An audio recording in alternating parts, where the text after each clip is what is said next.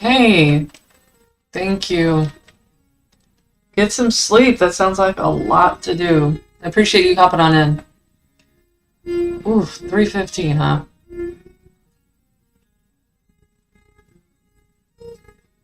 That's a long work day.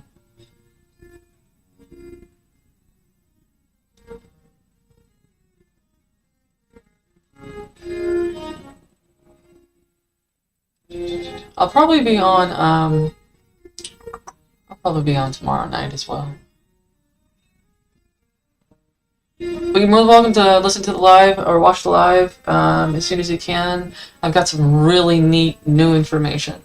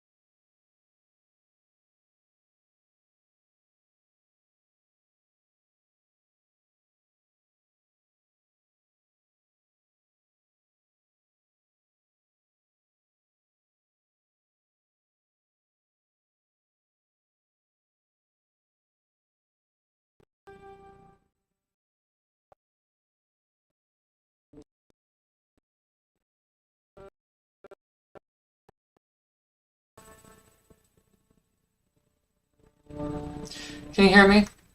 Yeah, so my for some reason the main scene just decided to disappear, so I'm having to redo it. So give me just like 2 minutes and I'll be done.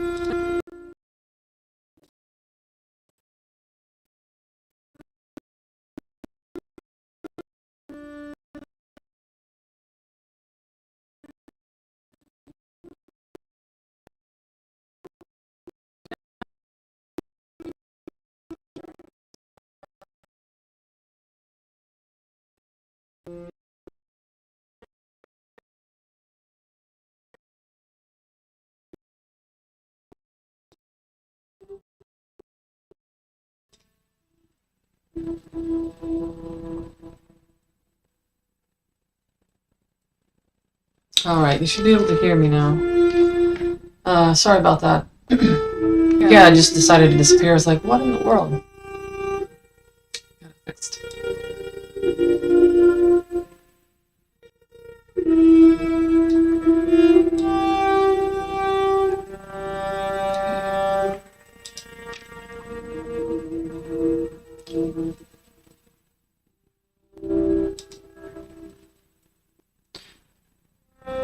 Okay, so audio's good. Perfect. I'm gonna turn down the music so it's not terribly distracting, unless you don't mind it. Then I'll keep it up. I like cello, so. Okay, so I don't know if you were here when I discussed, and you might not remember even if you were, because I was going over a lot of information. We were talking about sta.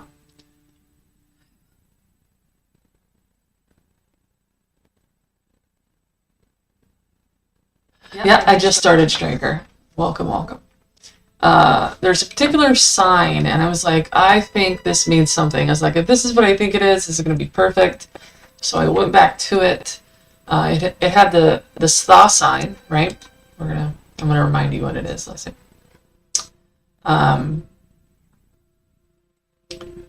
It had the sta sign inside it, right? So if I can remember which one it is, that would be helpful.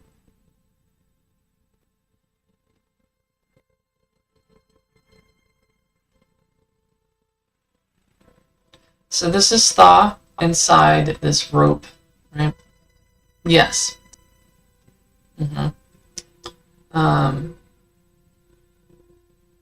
Here's sta standing alone right here, 391. I am looking. Oh, here it is, 393. Can you see this? Okay. 393 is. I was hoping it was Sanu, which means the immovable one, and that is an epithet. Looks Norse. Yeah, it's an epithet or title for Lord Shiva in Hinduism, right? And for a long time, I couldn't decide if these arches were either GA or NA of some sort, either starting with G or N. And that's where I got the idea. I was like, oh my gosh, wait a minute. If this is an N, then it might be Stanu that I'm looking at. Okay. Now, remember how I said the two diacritic marks, just the two lines, whether they're short or tall, mean A, it can mean A or Ha, either or. And for the most part, a lot of times it's Ha, but when you see it up in the left-hand corner of signs, it's an A. That means like no or not. Okay, so a huge component of this script, and of course Sanskrit as well, is what they call vocalic glide. Okay, if you have two different vowels, or just two vowels, right, stacked together from like a different conjunct or syllable, you have to put another letter, right, another sound in between those two. So it's usually a Y or an H. In this instance, it's going to be a Y, okay, because we have sta, which ends in an A, okay, and then anu, A-N-U, and that starts with an A. So you have to put a Y in between there. So it becomes stainu, right? So that is the original spelling, actually, as well. I know that Monnier, right? This guy, okay, Monnier's dictionary. There's other dictionaries on here. It was Wilson Sanskrit, but there's Monnier on here. Yep, A-Y-A. Monnier even said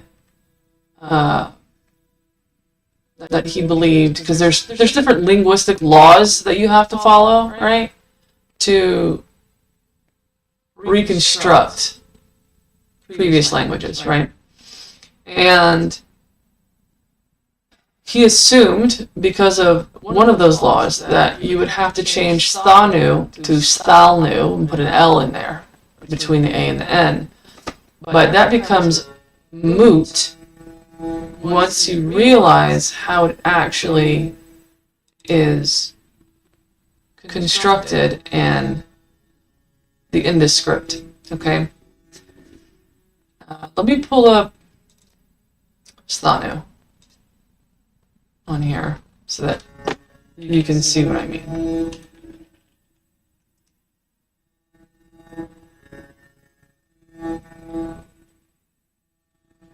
Really? Let's see if he's spelling it with an I.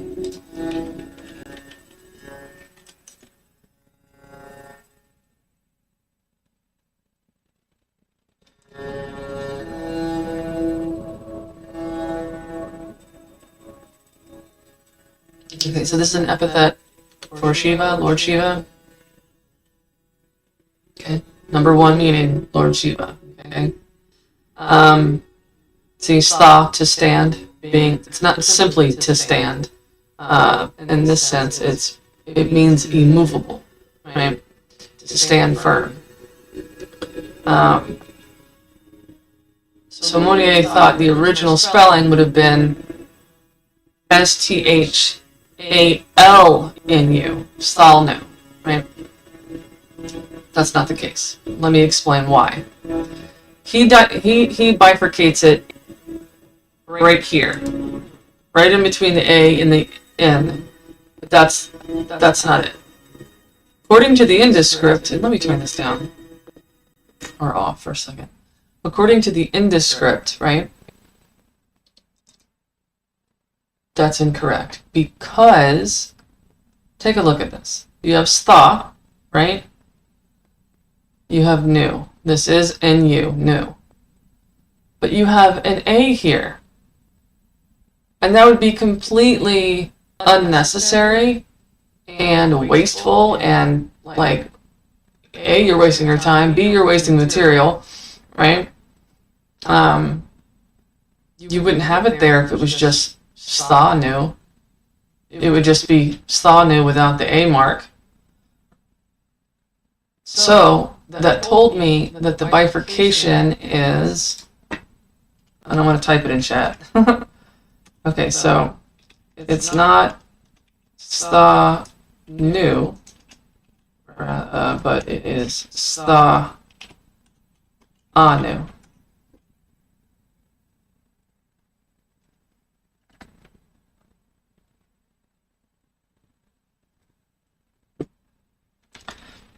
And then you would apply the booklet glide, right? Yeah, you beat me to it. Yeah. Which you could then spell this way.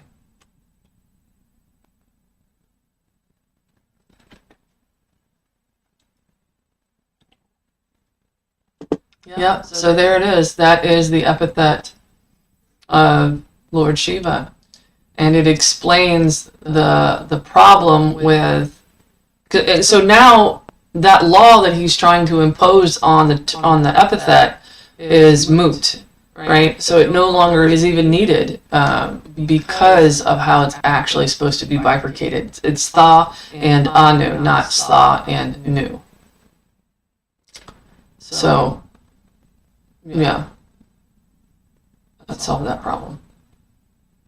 But, so these arches are caves. And the rebus is new, right, in you. But it comes from nuda or nudita, which means to scoop, right, or remove material. And I'd wrestled with this for a little bit. And I was like, wait a minute. What's a cave? How do you make a cave? You scoop out material, right? It's concave. And even in English, you would use even the English word cave in that way sometimes, right? So it's universally understood where you have to remove material to make a cave. So that is why that rebus came about. So now these large arches, the arch sign is in U. And then this sign right here, hold on a minute. This, where did it go? So this is the NU, the arch. Then this is NA. So it's still an arch, right? The yoke sign, it's just not the same thing.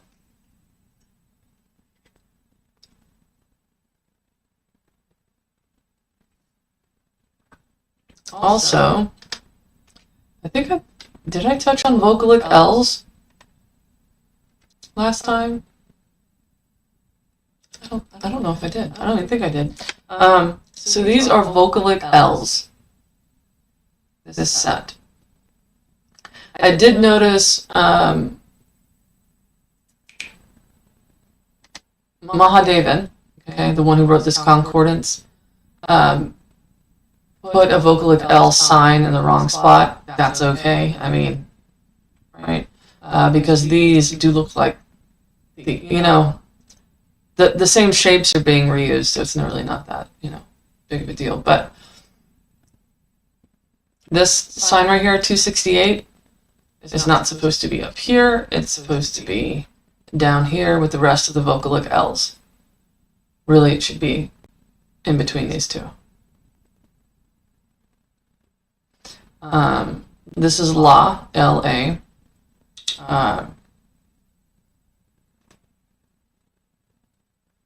One of these is Lee. I can't remember right now. I have to look back at my source material. So it's a vocalic L. It's an L with a weird little degree sign underneath it, and an I. Okay. This is a full word right here.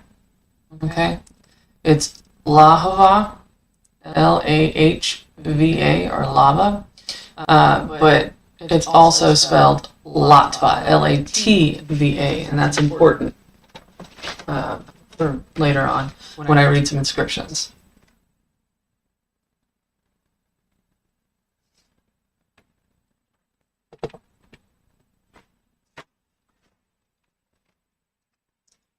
Okay, let's see.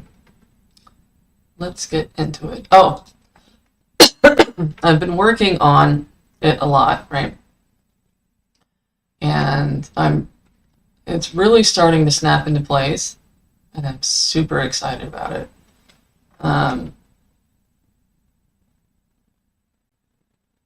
So I'm just going to quickly scroll to show you how much I've been able to get done. Granted, this whole page is like there's a lot I haven't worked on, but I'll get to that one later.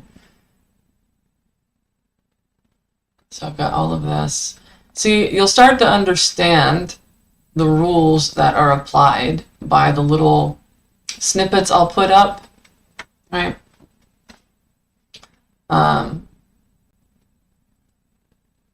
And so you'll just start to understand the rules of the signs and how you're supposed to read them, and what means this, etc., etc.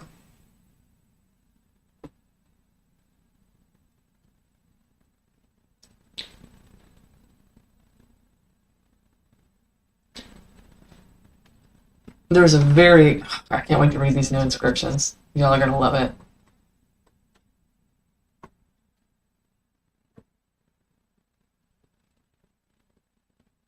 So yeah, I've got a lot done. Granted, there's still a whole lot I need to go through, but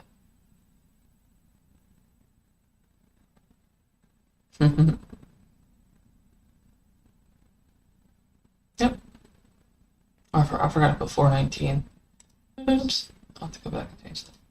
All right. So let's get into the new stuff.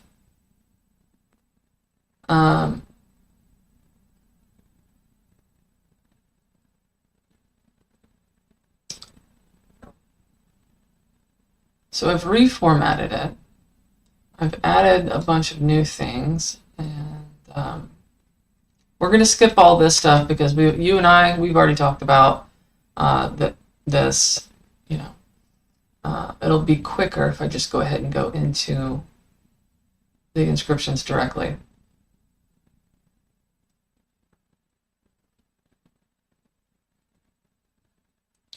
I really do wish it was easier to.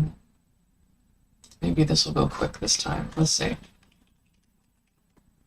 Oh.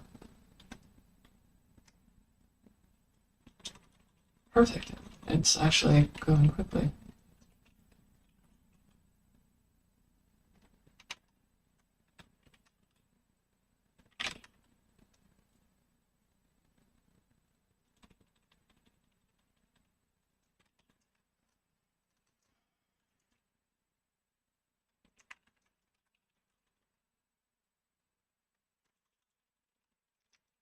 Or so I thought.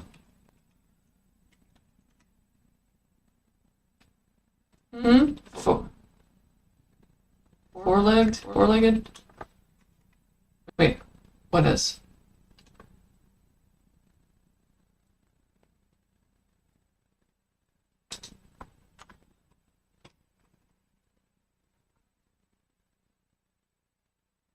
Are you talking about the bull?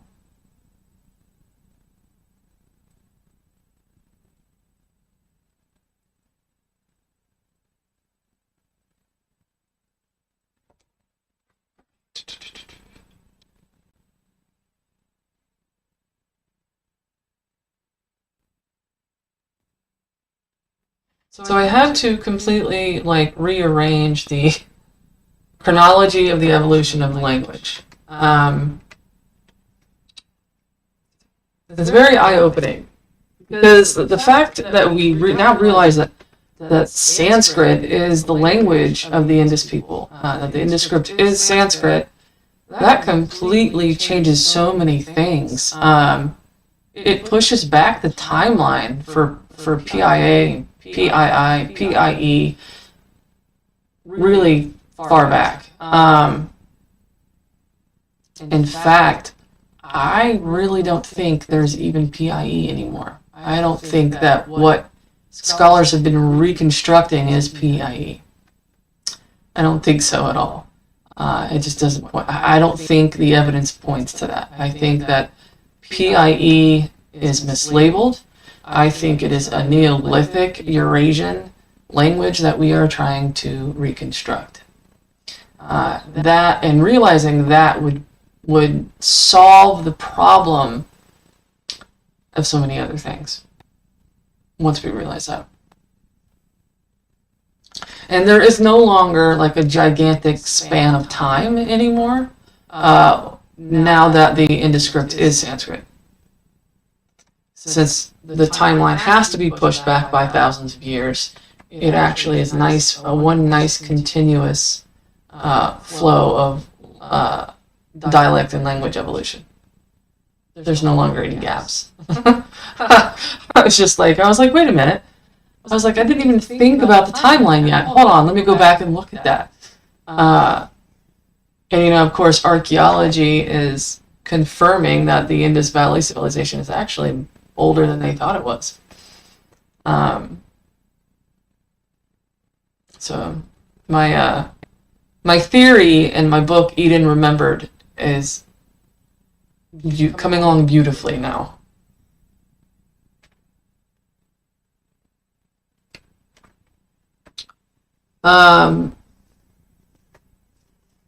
It changes the timeline of the language evolution from Proto-Indo-Aryan, Proto-Indo-European, Proto-Indo-Iranian, Proto-Indo-Aryan to Sanskrit, so on and so forth. So before we thought, Sanskrit just appeared in the Vedic period, but it's actually much older than that. In fact, Devanagari, which is a current script for Sanskrit, is the closest and most truthful to Indus Sanskrit system. the script itself. Yep. So in Sanskrit, there's no longer any vocalic L or vocalic R. Those two things are dropped. But in the Indus sign system, they are there, along with Afrikaans TS, right? Devanagari retains the vocalic L. After all that time, they use it. So the Western scripts, Indic scripts, of course, retain the Indus origin, right? Of course they would, because they're on the Indus Valley is on that side.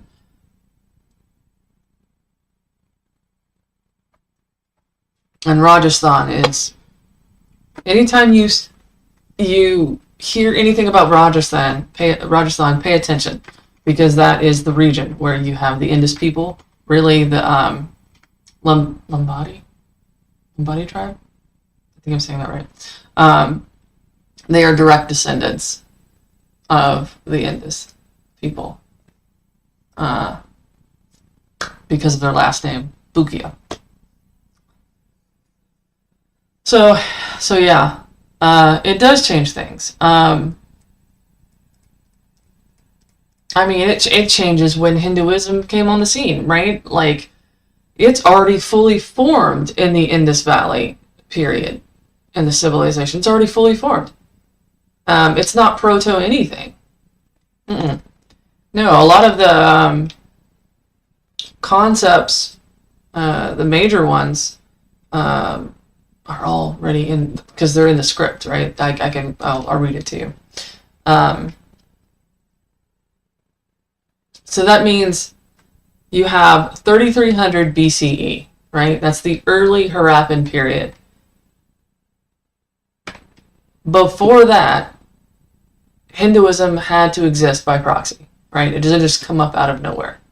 So it was already fully formed in 3300 BCE already. So that means Hinduism is older. It's older than that. Where did it come from? Right? Where did it come from?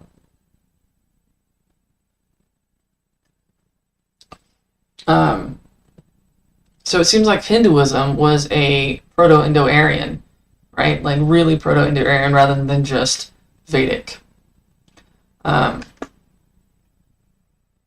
Yes.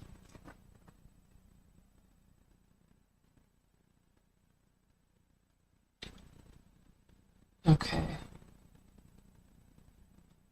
I could have kept scrolling while I was talking and I didn't do that. I'm sorry. Okay, here's all the numerals. They're not numerals. I think we went over that. Once I realized, I'm looking at this going, how am I gonna like real? It looks like Ross is in there. Like, which way do I read this? And then it dawned on me. I'm like, oh, I separate it right here, down the center.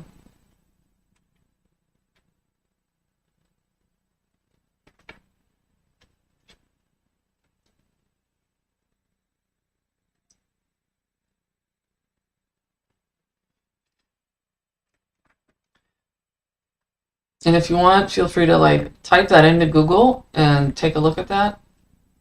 Matter of fact, what am I talking about? I can do that. All right. So let's copy. I'm going to copy this here.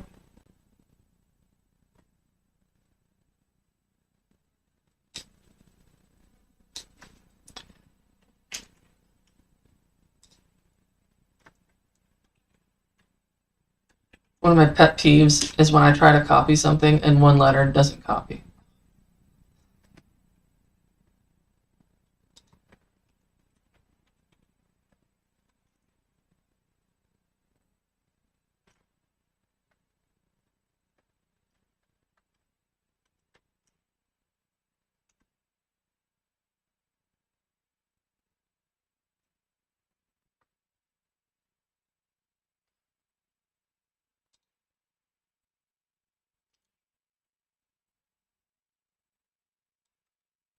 Oh, I'm going in the wrong spot. Of course, general Google is not going to tell me about it. Okay, let's go to Wisdom Lib.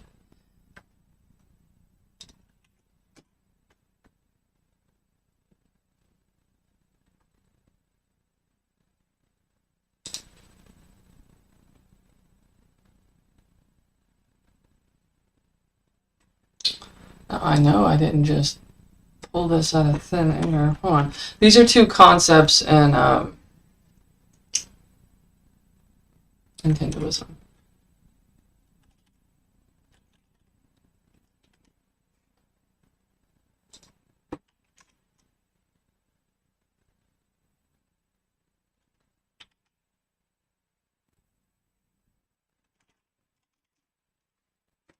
I forgot where I read it. Anyway, I'm going to move forward.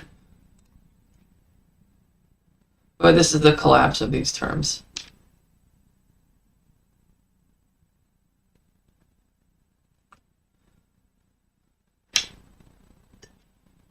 So this is why I need to write myself notes. I don't always do that.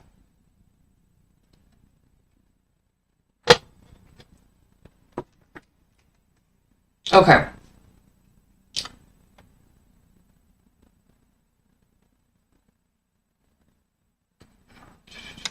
Where did I put it?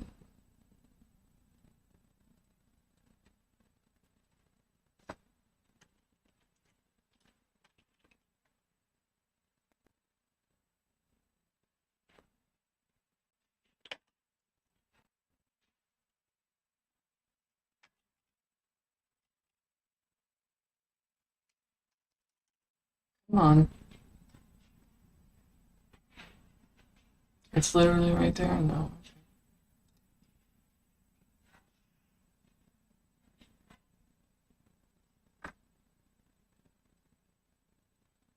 You know, with all this technology, you think that they would make it to where it's easy to search PDFs. It drives me nuts. Oh.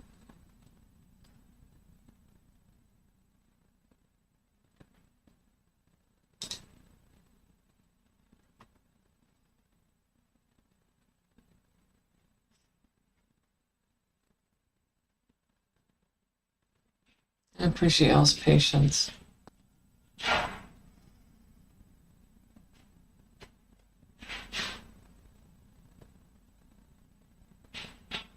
I have an idea. I'm gonna stop using PDFs because this is agitating. I'm gonna pull up Word.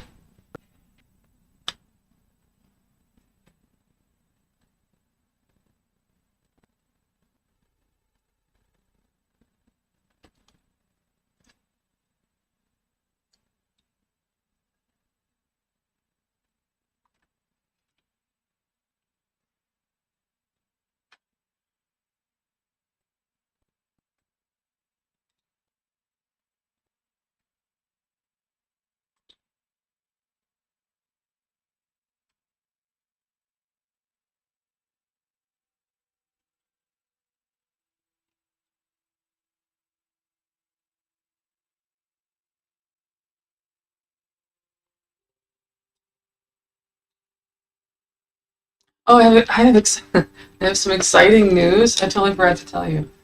Um,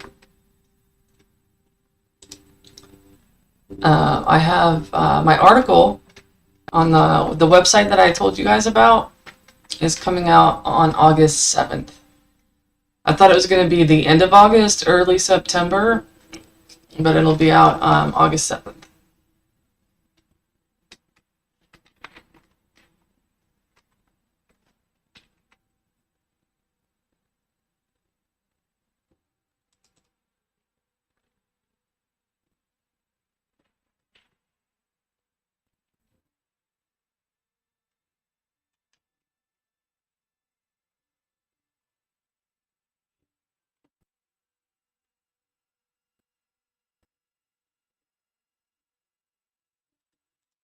I'm going to go ahead and close out.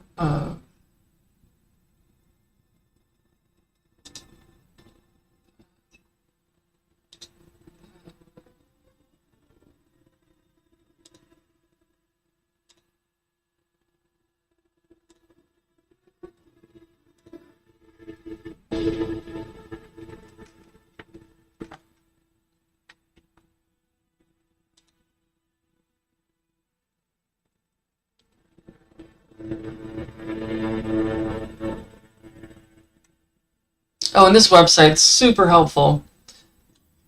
You can look up any English word and it will translate it to various Sanskrit synonyms and show the roots.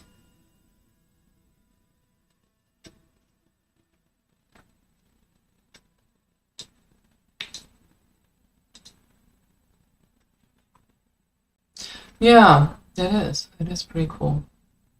Okay, perfect. That has uploaded. And then I'm going to upload another one. And we'll just look at it through Word.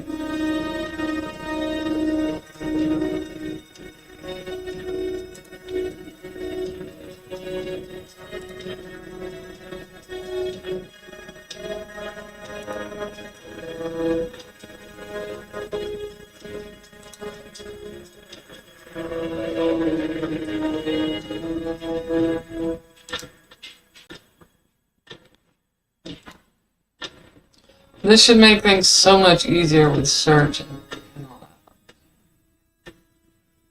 that. I'll fix the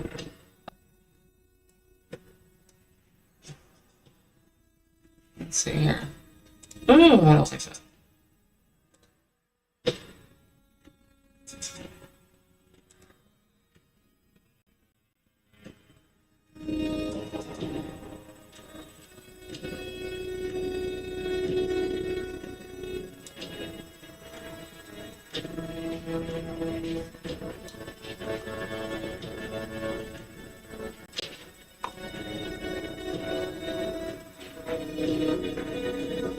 This is the first time I've ever tried to use Word on here.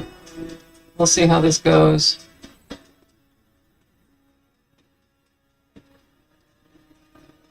All right.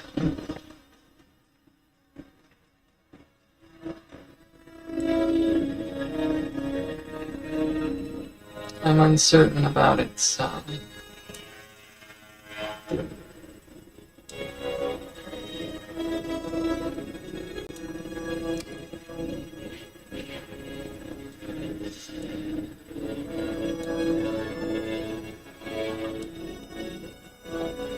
We're gonna get this figured out.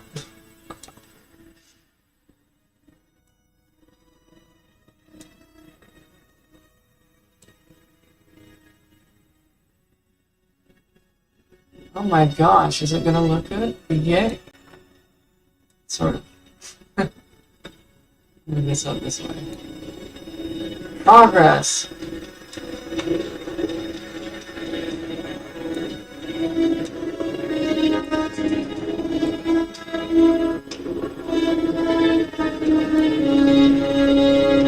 I feel like I'm in a movie from like Avatar or something with this music.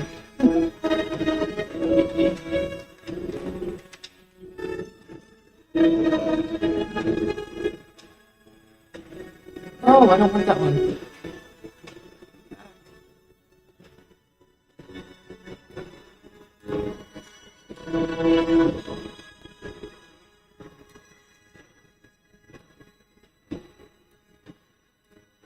Okay.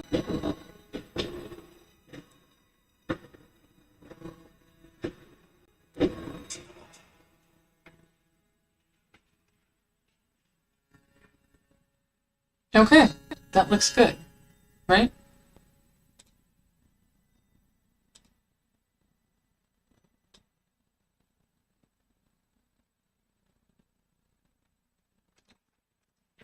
So now this should be so much easier.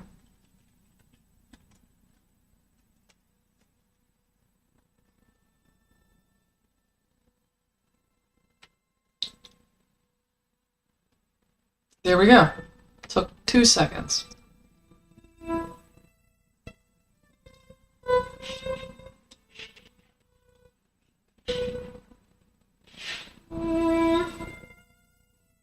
Alright. Oh, is this going to be a pain? Is it telling me I can't do that?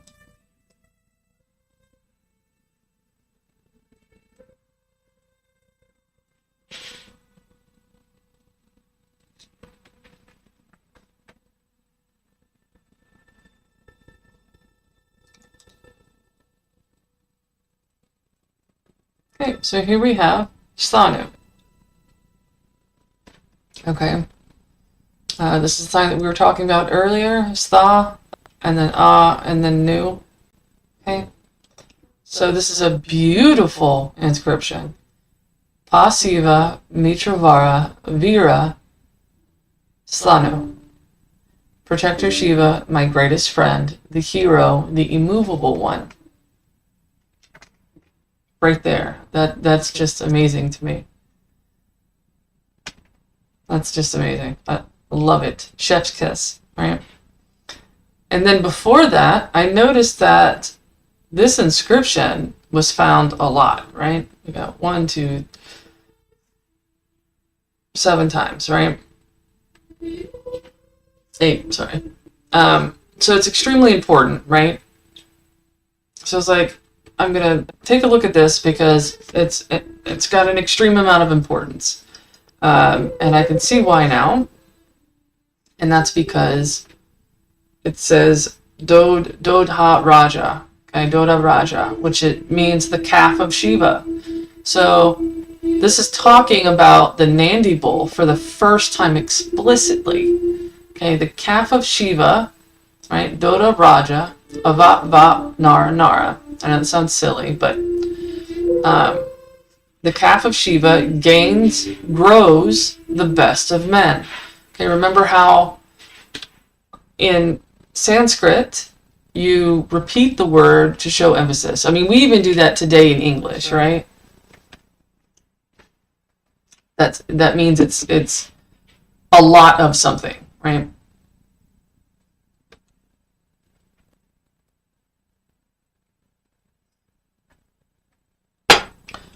For example, I think one of the more common ways we do that as English speakers is we say very, very. So,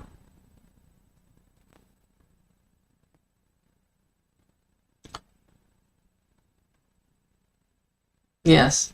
So it's Dodha Raja Avat Vat Nara Nara, the calf of Shiva, grows the best of men.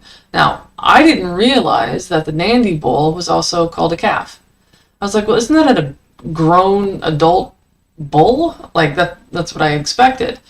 Nope. A lot of times Shiva's bull is also called the sacred calf because the bull is supposed to be young, right? And yeah. So he's often called the calf. So I was completely shocked by this because, like, the calf of and the thing is, Raja means king, right? Typically it's spelled R-A-J-A now, right? But I actually found one instance where it's spelled R-A-J-J-H-A. Okay, that's why I wrote this note here. It says, see Raja Mana, shining one, for the alternate spelling Raja. 2 J's. And I'll explain to you the breakdown of the sign here that represents Raja.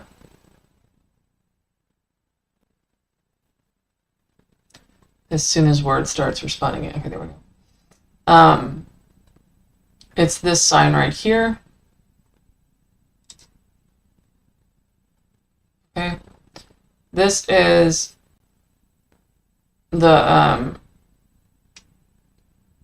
rake sign. I don't know what is happening. Why are we doing the blue wheel? All right. the rake sign is ja, J-A, okay? But when the rake sign has a rake, it looks like a rake handle, right? That's the Ra sign, right? But when it's combined with the simple comb part of it, it's J-H-A, okay? But when it's combined with two of itself, right? Two rakes, it's J-J-H-A, okay? So it just repeats the J part. Okay, the Ra is actually sitting behind these. So it's nested instead of inside then out, it's behind, background, and then or for you guys it would be background, foreground, right? Okay, so it's Ra, Ja, Raja, Do, Da, Raja, Vap, Vap. Okay, Nara Nara. I figured out VAP is for this. It is actually the aerial view of a garden or a crop. That's what it is. It's the aerial view of that.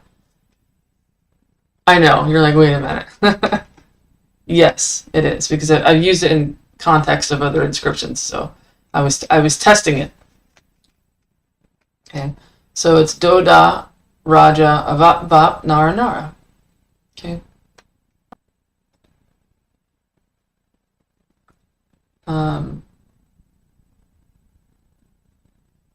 And here is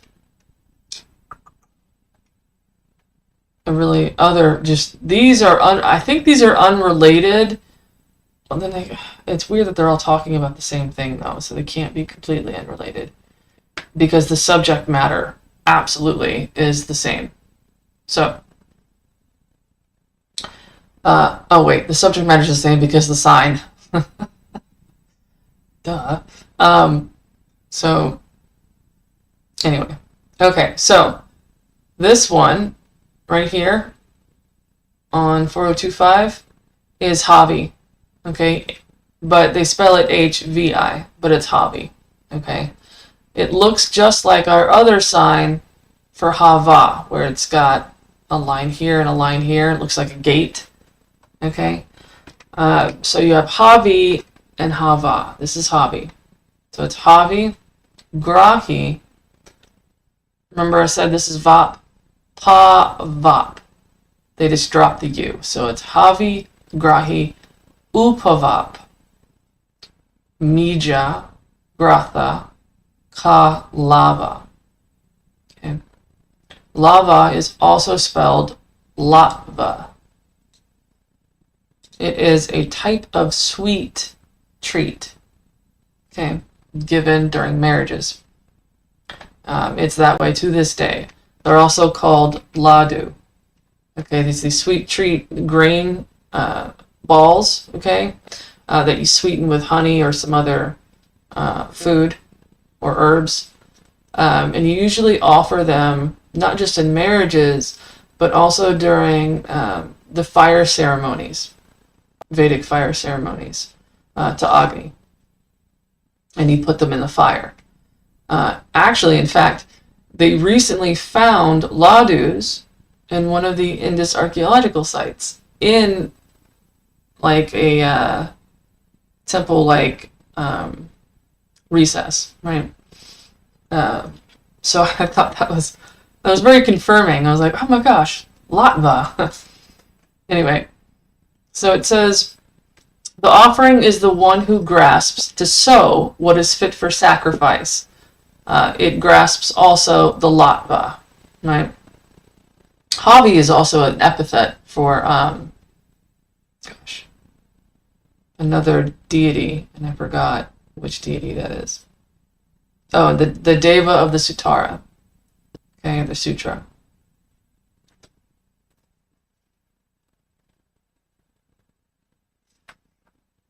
So, what is even more confirming, okay, is that these terms are all related. Javi, if you look up Javi in Monnier's dictionary, it says what is fit for sacrifice, right?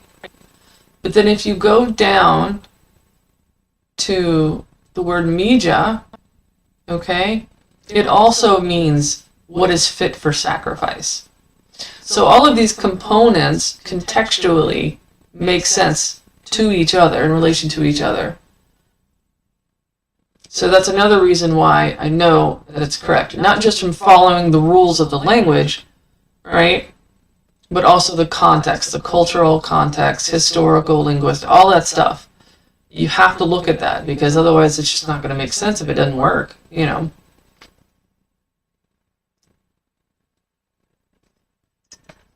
Alright, so the next line is Sru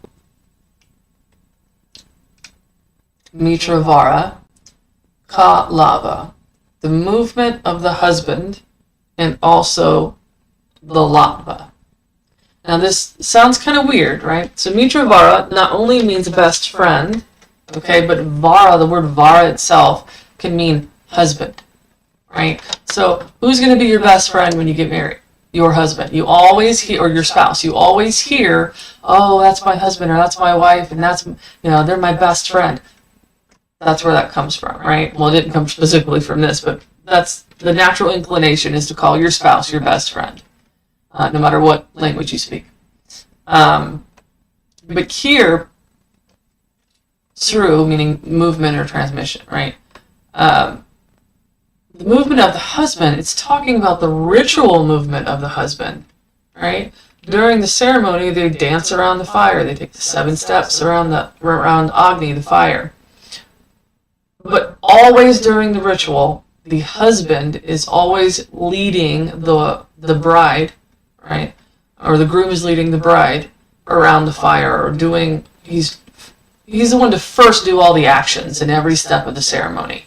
So that is what this is referencing, the movement of the husband, and also the latva, right? So here we have, on the third line, pa ya ma, a ka lava, okay, or latva. It says a marriage is declared. So a means to declare, okay? A marriage is declared, also latva. Okay? In other words, bring out the latva. This one is pa, then you have the triangle, which is sa, right? But it's still in the shape of the X, and the X means tirtha. Okay, there's, of course, the other sign. It's a simple X with 2 lines. That is tirtha. So to make sa tirtha, you just put the sa sign in each part of it. Right? So it's pa sa tirtha. This is an O. Okay. It can also be an A or a U. Depends. Okay, this is an O. This is a scorpion. I just had the wrong word for scorpion. There's 2 different words for scorpion. This one is actually druna, but it's also spelled drona with an O. So this word is odru or adru. Okay. We have E and kalatva. So it says the protector of the sacred bathing places hastens in, right? Also the latva. The latva hastens in, right? They're rushing the latva in. You know, you got a marriage going on, marriage ceremony, everybody's interacting with each other. That's what's happening here. So every single time it talks about something happening in the first part of the sentence, it's referencing the latva, right? The latva is always a part of each part of the ceremony. I did make note here, okay, that lava can be expanded, right, following the rules, to lahava. Okay, it wouldn't be out of the question. And I was wondering if it might be related to lagava, right, just with no G. Okay, because adaru means hastening, okay, and lagava means brevity of speech. So I kind of noted that there. Okay, mija is a Pali word. Okay, we'll get to the association of Pali with Sanskrit. Okay, and the Sanskrit form is Medya.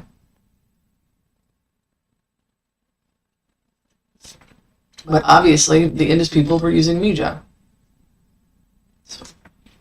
Okay, it means fit for sacrifice, or oblation, or pure or purified. Now we're working backwards, but it works.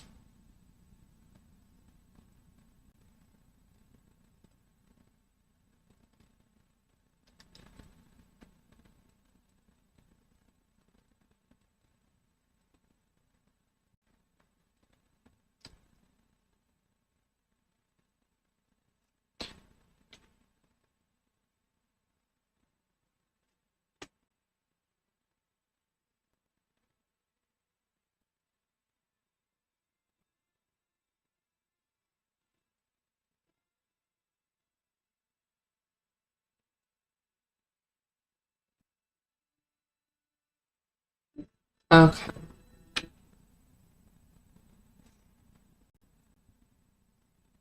Oh, here we go. The meaning, the original meaning of the swastika. Okay? Swastika means the one who, Latva, Latva, or Lahva. In the Indus inscriptions, it's spelled Lahva.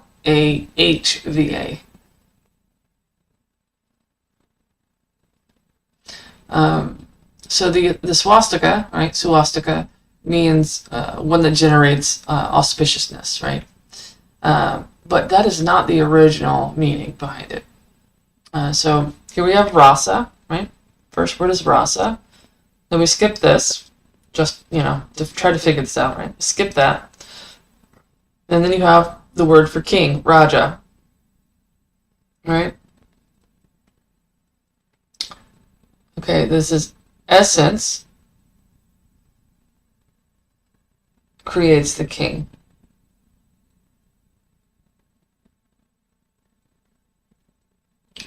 Why do I have king there? That's supposed to be Jah. Okay, that doesn't change anything. This is not supposed to be Raja. I was working on this late, so it's just be Jah, like a like it says Sivaja, right?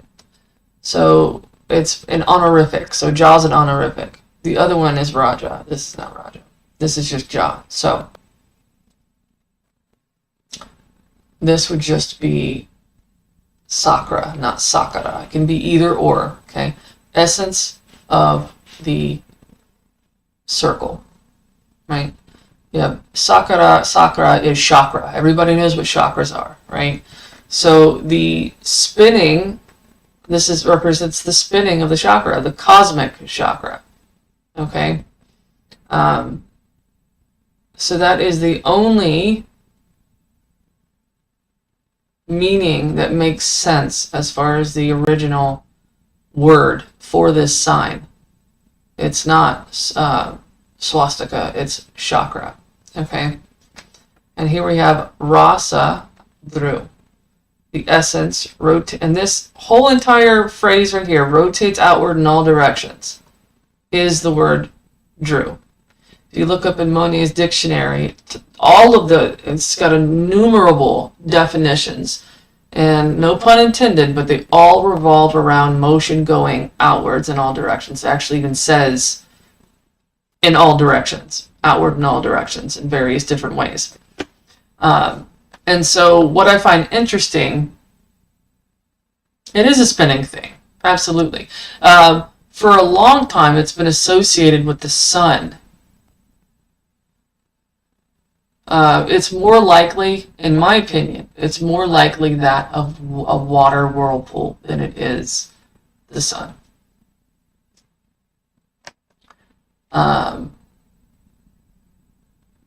In fact, I started thinking about this. I was pouring my coffee in the morning, and I put a bunch of, I ran out of creamer, right? So I put a bunch of stevia in it. I was watching it melt. I kept stirring it and stirring it and stirring it. And then I stopped stirring it suddenly, and I just watched it spin. And the neat thing about it is that all of the granules, right, were white against the dark coffee, and it looked like a swastika just going around and around. And I was like, wait a minute. And I started looking at it, and I started thinking, and I'm like, it has nothing to do with Syria. It has nothing to do with the sun. It originally is about water.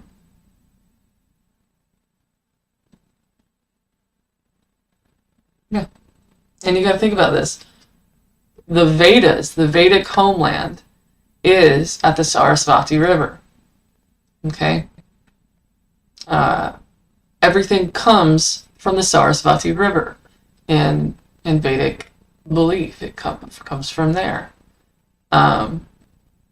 Which, of course, I identify with the Swat River. I do not believe that it's this dried up southern river. It doesn't make sense because, the Sarasvati is supposed to be in the mountains, right? Near the glaciers and snow and all of that. So, anyway, that's my other book. And, of course, you can read it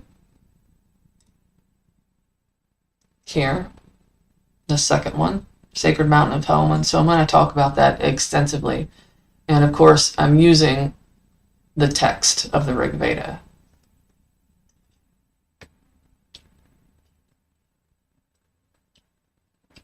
All right, so even with my mistake of putting Raja instead of just Ja, it still makes sense. Okay.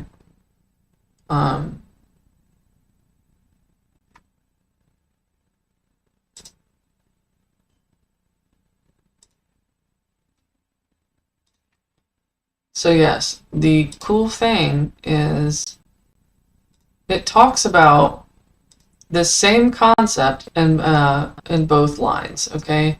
It's radiating outward in all directions. Even if I were not to translate the swastika sign, right? You look at it, it's radiating out in all directions, right?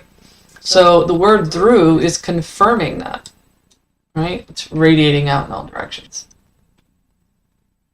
The cosmic essence comes from that, from the cosmic wheel. So just looking at it from a religious aspect, a philosophy aspect, cosmology aspect, it makes perfect sense. So.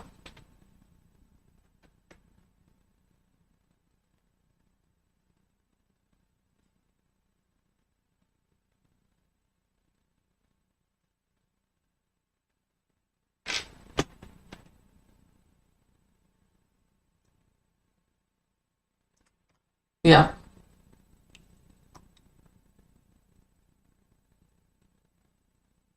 Okay. What else was there?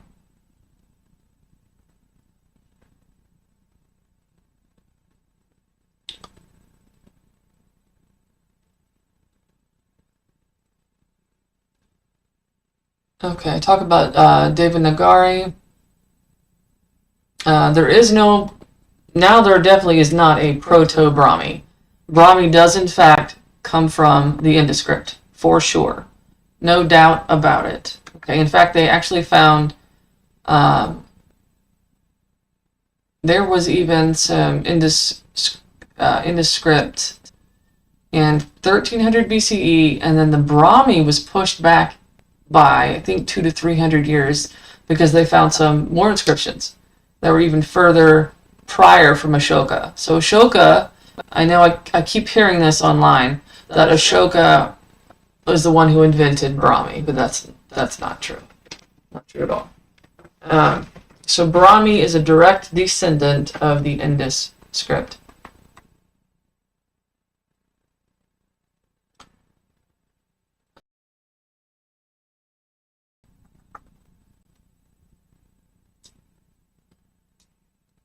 Linear timeline of the evolution of it and how it follows Gupta Nagari and then Devanagari.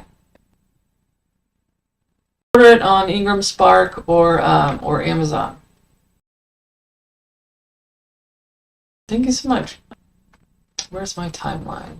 We're gonna look at that.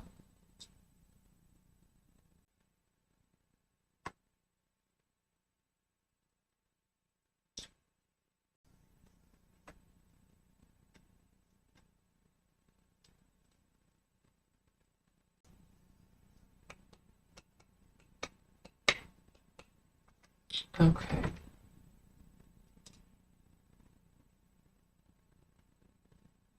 Okay, so you see it says Proto-Indo-European, and I put in big letters, does not exist.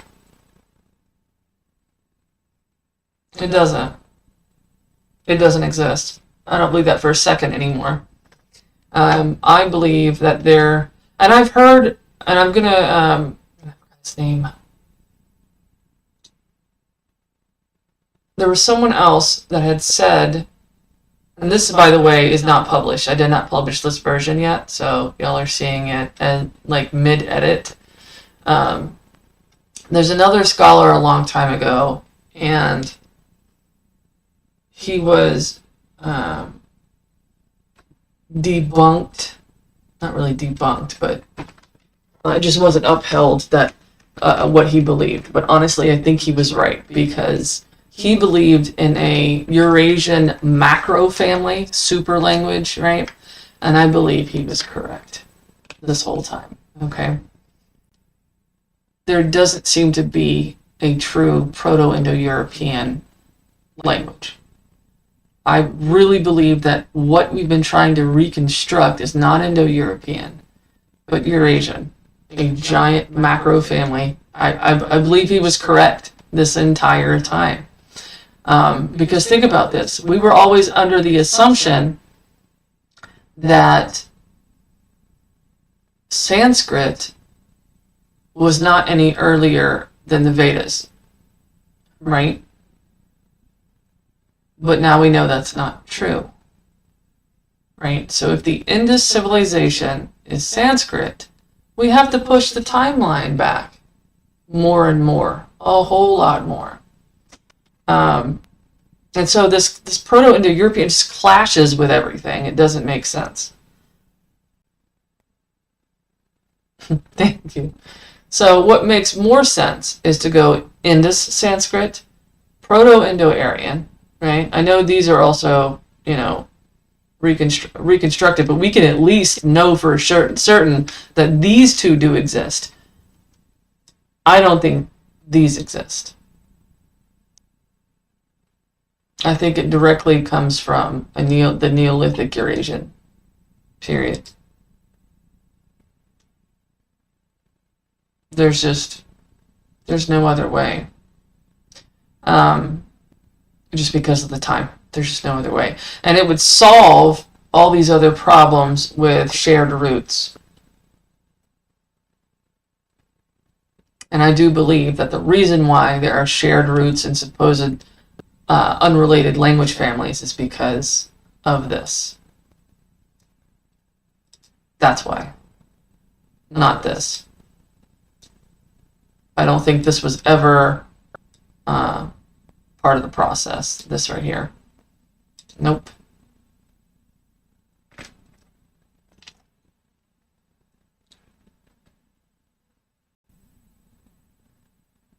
More directly about Vinca. And I'm going to, very similar, it doesn't mean the languages, right? So what I'm going to do is take a look at Proto-Indo-European. I really believe it's just Eurasian. I will state this, even though we're talking about Indus. And what makes it all the more intriguing is not that they're the, which, and the way it's set up for both Indus and Vinca is unique. It's very interesting. So yes, so I'm writing a whole nother paper on that. That's going to be fun. So I'm excited about that. I'll do that this weekend. And who knows, maybe that'll go a whole lot faster than this one. We shall see.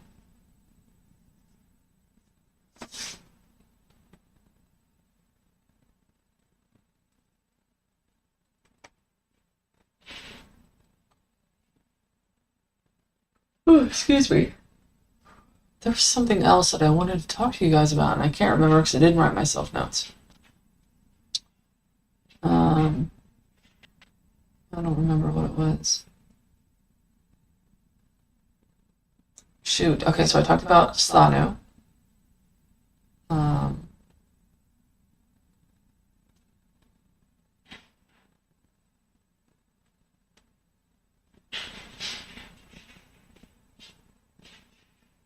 I think actually that was all of it. No, no, no, no. Oh, no. There were a few more inscriptions I added to the appendix. That's what it was, I think. Oh, and these are all my other works that I've got. The majority of them, not all of them.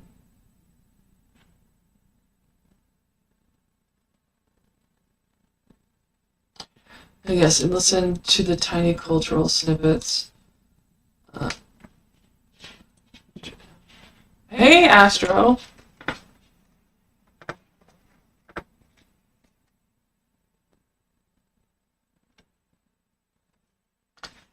Us Maoris and Aboriginals. Maoris, but out. Tonga, Micronesia, Papua, Vanuatu, etc. Oh, cool. Yeah? I've always wondered about the genetic background. Because I know you have got the dream time, right? And, oh, you said Maoris. Maoris? Am I saying that right? I've got a few friends on TikTok that are Maori. But the Aboriginal history is always interesting to me. Because you got the dream time, you know, and the continuous living for 75,000 years. And if you think about how what we're talking about here played out as far as, you know, migrations and timeline and language, Aboriginal continuity, historical continuity, is vastly longer. 75,000 years, you know? Um, which is like, I'm not certain that the Aboriginal people went through Asia at all. Okay? Because if you think about it, it's about 150,000 years ago. We started migrating out of Africa, I think, 150,000. And went up this way and came back around.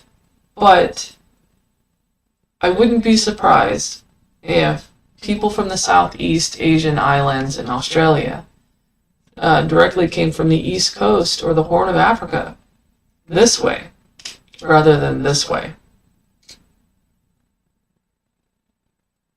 Apparently, the Big Sky Canoe actually departed Taiwan. Tell me about that.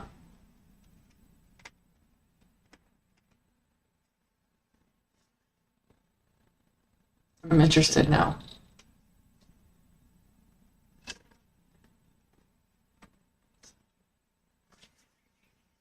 The original is the same but very different. Something we call germ, but science calls it untouched or okay.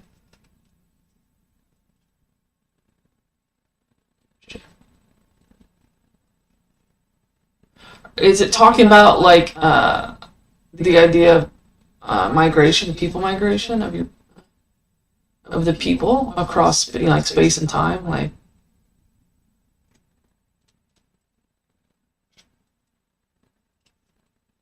That's interesting. I'm gonna have to look that up.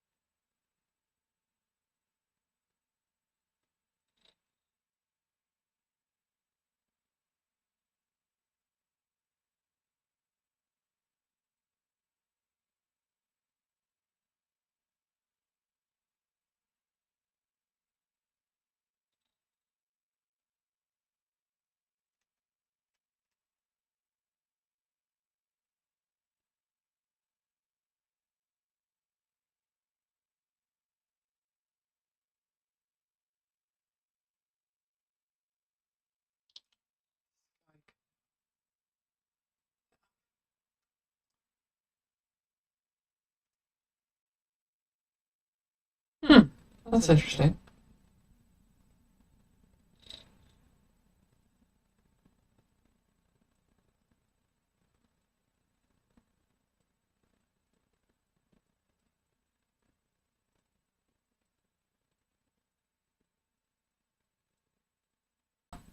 Rareti, am I saying that right? And then Tewaka Orangi, another cosmological tradition. The Milky Way is visualized as Tewaka Orangi. That's cool.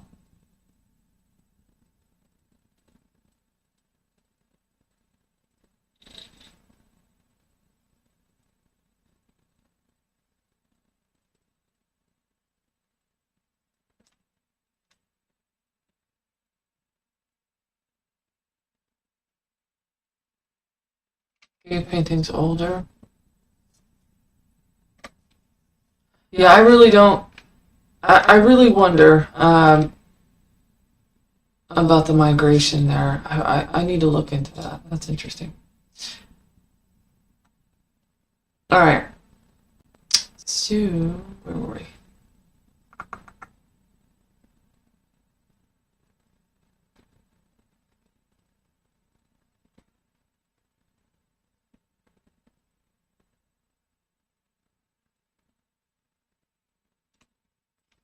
Okay, here we see Polly. There we go. That's what I wanted to talk about, the vocalic L's as well.